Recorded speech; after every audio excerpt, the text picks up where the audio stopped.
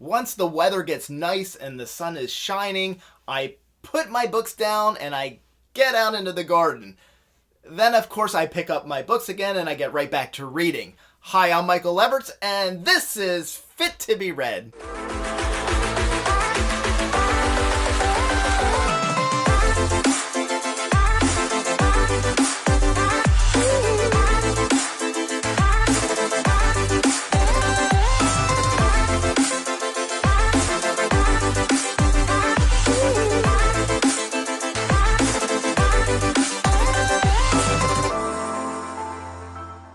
Just because I'm setting up the greenhouse and starting my tomato seeds, my Altayski Arnieve, my Sibirsky Rozovyi seeds, my Barnes Mountain Orange tomato seeds, my Amish potato leaf tomatoes, and other really cool tomato varieties, doesn't mean that I'm going to skim on my reading. My tastes don't change much either, but they do shift with the seasons, occasionally. In the spring, I like to mix things up. I stick with some standard heavy reads, but I also tend to crave things that feel more organic or set in nature. I like things that are more off the beaten path, and I like to revisit things from my reading past. Here now are a few science fiction novels that may entertain you, or that you may at least entertain the idea of adding to your springtime to be read list. My first recommendation, because it's a great read and it connects to the beach, the sea, and things organic, is Nnedi Okorafor's Lagoon. Lagoon is set in future Lagos, Nigeria. Lagos is a vibrant and bustling port city in Nigeria. Everyday life is about to be shaken up in this unique and compelling first contact novel. Nnedi Okorafor's style is a brand of science fiction called Afrofuturism, science fiction more centered on the black diaspora and purposely neglecting representation of the West and Western ideas and Western influence in the storytelling. Okorafor's science fiction usually features elements of mysticism or fantasy, and Lagoon is no exception.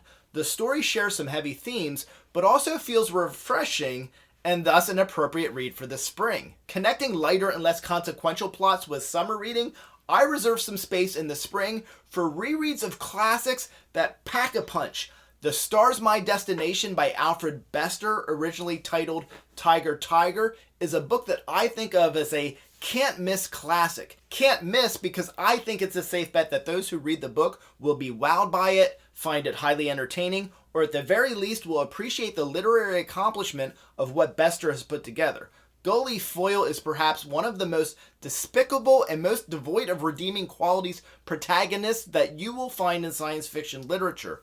The beginning of the book finds Foyle stranded in space in a wrecked spaceship and ignored and passed by another ship that he hopes will rescue him. Foyle's rage fuels his obsession with vengeance throughout the story.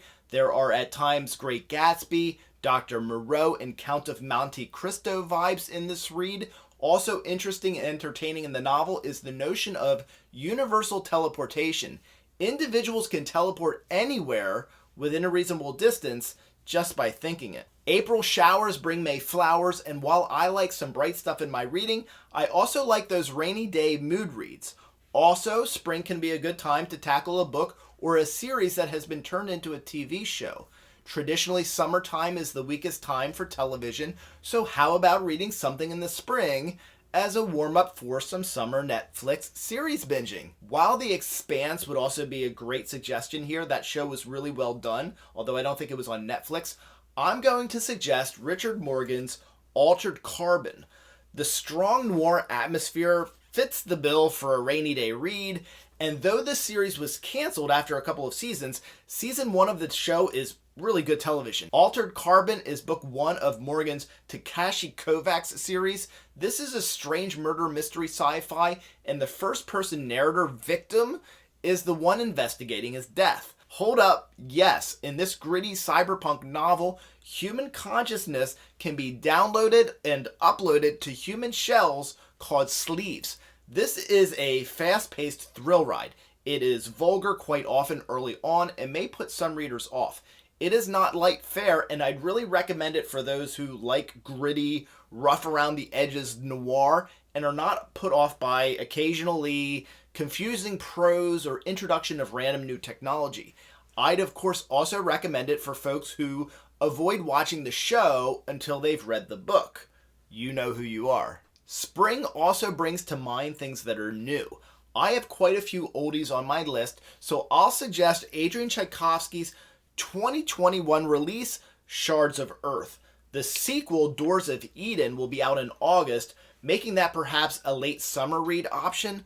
Shards is a fantastic voyage with a wild cast of characters, including Amazonian-inspired female warriors, empaths, weird worm-like aliens, and more. The main premise features moon-sized destroyers of worlds called architects. We don't know why these architects are attacking inhabited planets and physically turning them inside out.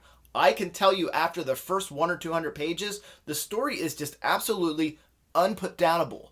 I'll recommend this for readers who like Star Wars and Expanse vibes, matched with the brief summary I just shared. How about Ray Bradbury? Now, this is an author that gives me something for every season. For me, The Illustrated Man and Something Wicked This Way Comes are clearly autumn reads. I find myself more drawn to dystopian fare like Fahrenheit 451 in the winter, and Dandelion Wine and The Martian Chronicles in the spring. The Martian Chronicles is a science fiction novel not to miss. It's one of the great classics of science fiction. Like Asimov's I, Robot and Clifford Simak's City, The Martian Chronicles is composed of several short stories written for magazine publication and later combined into one novel. Chronicles tells stories of exploration and attempts to colonize Mars. The stories feature witty, interesting, and serious examinations of humans and Martians. The prose is beautiful, as to be expected with Bradbury. Among the clever and witty depictions of humans and Martians, Bradbury finds in his crosshairs humanity, militarism, and nuclear proliferation. The Martian Chronicles is just one of those books that you can read every year to get more out of each story, and the fun and whimsical at times delivery makes it feel like an appropriate read for the springtime. Perhaps a bit on the nose, Babel 17 is my next recommendation, and I'm not just saying this because I planted my shishito peppers today, a real standout in the garden, and the story features, unique for its time, a female Asian protagonist, a standout in the story. What do you think of in the spring? Romance? Valentine's Day wasn't long ago. This book has some romance. Easter and a resurrection story. Babel 17 features undead or discorporate representation. The Easter Bunny? Check. Babel 17 hosts an interesting human-animalian mixed pilot. Babel 17 is an interesting and fun read. This is another book with a quirky and ragtag crew of characters. There are examinations of linguistics. There is compelling space opera, a slight bit of military sci-fi, and as with any Samuel R. Delany novel, this one makes you think a lot during and well after the read. My final selection is a reach, as I include it in the spring for nostalgic purposes. Just like recommending Altered Carbon as a preparation for summer screen viewing, I have a great memory of watching the movie The Running Man at a summer wrestling camp decades ago.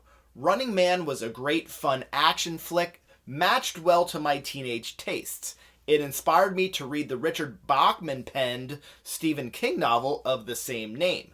It is a book rarely mentioned on BookTube, so I've decided to take this opportunity to wedge it in. I enjoy the book a lot. The movie, starring Arnold Schwarzenegger, which doesn't really match the book very well, is a fun summer action movie with a great deal of camp. The book is a real page-turner. It will get your heart pumping while you read it. Ben Richards is in a fight for his life. In this dystopian future, the poor and desperate compete in front of an audience to simply avoid being killed. The stakes are high for Richards, as it's not only his life on the line, but also that of his daughter Kathy, who is sick and requires expensive medical treatment. This much overlooked King novel is a great companion for end of spring, early summer travel. Take it on the plane. It'll keep you occupied. Thank you for watching today. I'm Michael Leverts. I hope you enjoy this list of potential spring reads. Please check out one of these other videos.